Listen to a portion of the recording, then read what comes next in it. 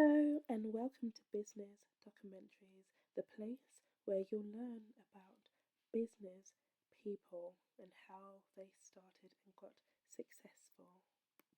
Sean Combs, throughout his career, this successful rapper and entrepreneur has gone by a number of names: Puff Daddy, P Diddy, Puffy, Diddy, and recently Love. Born the 4th of November 1979 to his parents Janice and Melvin Combs. His mother worked as a model, along with a few other jobs while he was growing up. His father died when he was just 2 years old. His mother hid the way his father died and told him it was a car crash. He found out the truth while in college when he researched it himself. It was a drug deal gone wrong.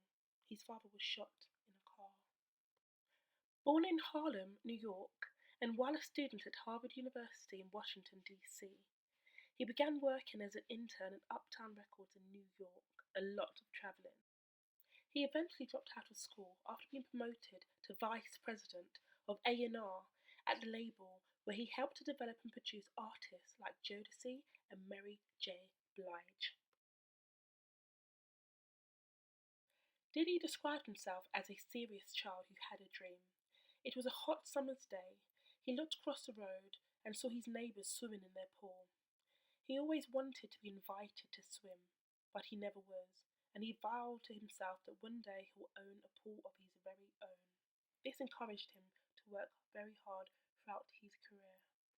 Andre Harrell, who worked at Uptown Records with P Diddy, was his mentor, but had to fire Diddy when Biggie's debut album was deemed too gangster for the record label. Diddy believed in Biggie and started Bad Boy Entertainment, having Biggie as one of his most successful artists. Diddy often refers to himself as Black Glamour, Black Excellence, and Mr. How to Get the Bag. One of hip-hop's most successful businessmen, Diddy, took on Ciroc Vodka brand in a 50-50 joint venture deal back in 2007. He also had success with his own clothing brand, fragrances, restaurants in Atlanta, TV, and film. You feel good?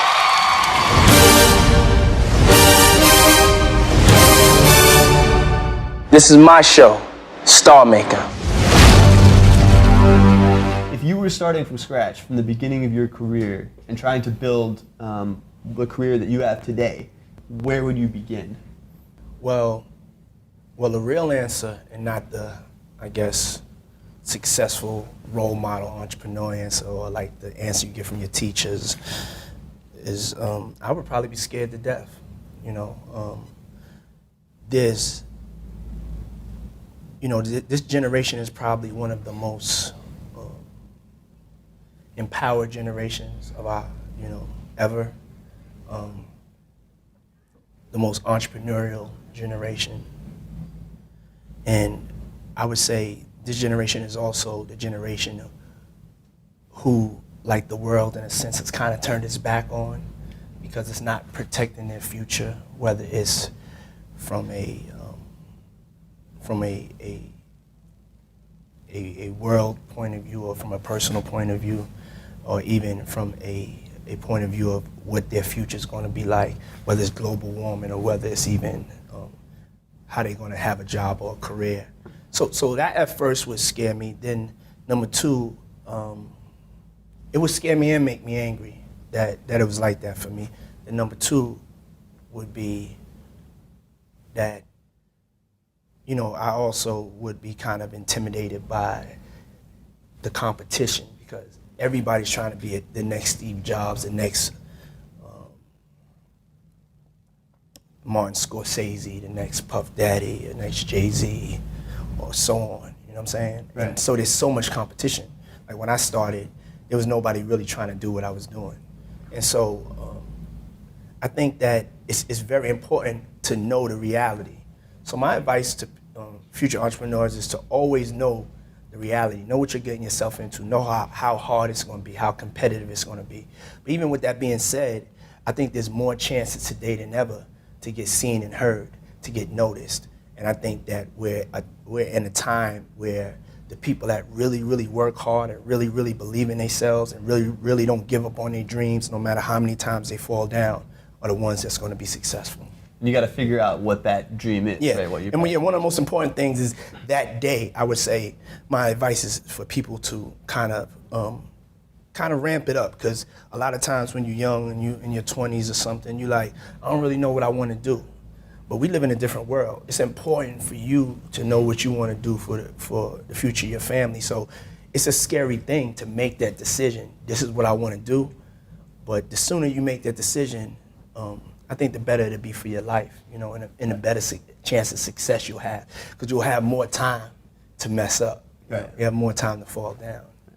And if you were coming up today, would you kind of go the unpaid internship route? Would you be willing to do that again? Yeah, I mean, if I was coming today, I would do whatever it would take for me to get to the information. I think that no matter what, it could have been in the times of Jesus, before Jesus, caveman times. It was about being around the information. Back in caveman times, it was about who knows how to make a fire, because my ass is cold. You know what I'm saying?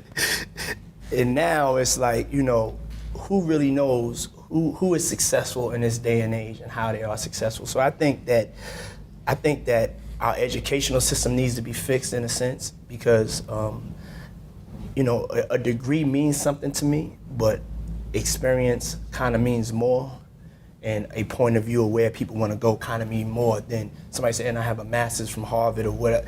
No, I need to know, are you ready to go to war with me? Right. That's what I need to know. And what do you look for when you're hiring people other than that, ready to go to war? What are the other kind of criteria? Somebody that is not intimidated by me, not intimidated by the situation, not intimidated by life. They understand, they deal with reality, they know that things are hard, and they're not doing it just as a job, they're doing it as a part of their life. And they're also doing it for a higher purpose, just bigger than them. They really want to make whatever they're involved in affect people in a positive way. And then they also have the passion to handle what it's going to take to get the job done, because nothing's going to be easy, especially now. And it's going to be a lot of pain involved, but at the end of the day, there's also a lot of celebration when you accomplish your goals. Indeed.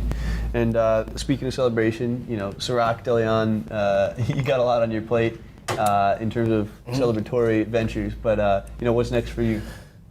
Right now my focus is Revolt and making it the number one most trusted, most credible worldwide brand in music, and to get Revolt to be the quintessential definition of real time.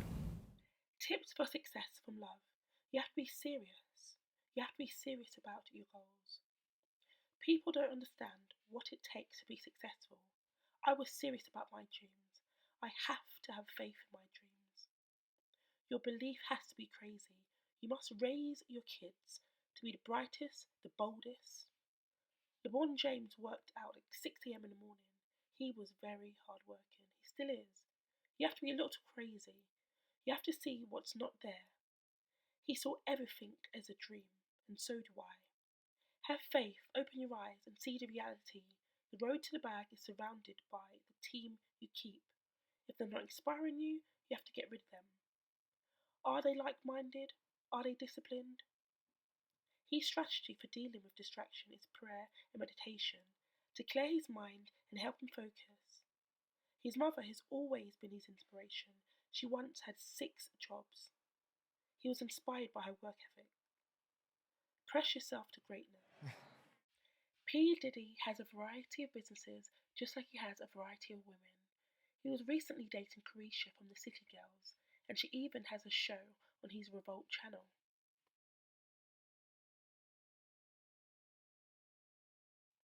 P Diddy, the 53-year-old entrepreneur, recently had a baby with Dana Tran, a 28-year-old cybersecurity employee. I hope you've enjoyed this documentary. Stay tuned for the next one.